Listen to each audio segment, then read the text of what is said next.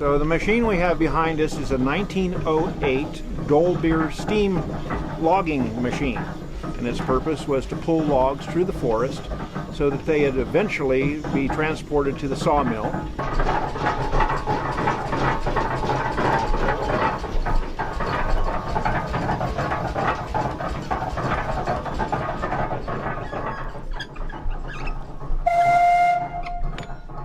So this steam engine operates essentially by a wood fire boiling a steep kettle full of water, creating steam.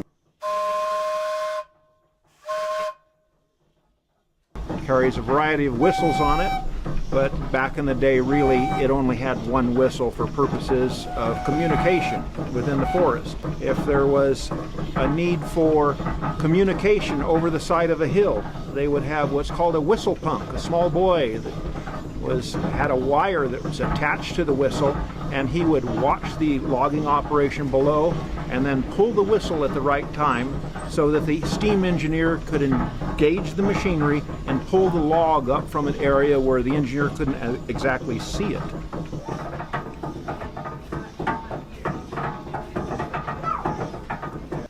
So what we will be doing is a demonstration of how this machine actually moved logs through the forest. Essentially, the loggers would drop the trees and this machine would roll the logs into two-pole chutes, which is basically a road through the woods.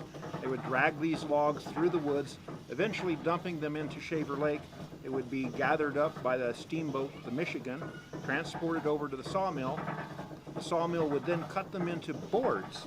The boards would then be dried, and after a period of time, when they had sufficient buoyancy, they would kick them into the flume. And then the flume was 42 miles long and would reach Clovis 6.5 hours later. The mill averaged 200,000 board feet a day and operated for 14 years. So at the turn of the century, this was the latest and greatest technology. And so for 108 years old, it's a pretty fascinating machine.